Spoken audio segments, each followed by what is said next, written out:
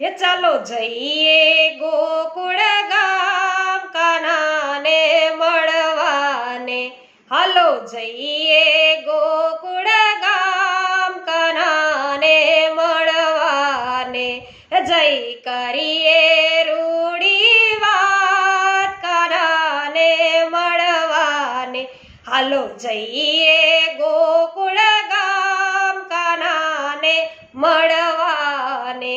તો વૈષ્ણવો અમે તો જઈએ છીએ પ્રભુને મળવા।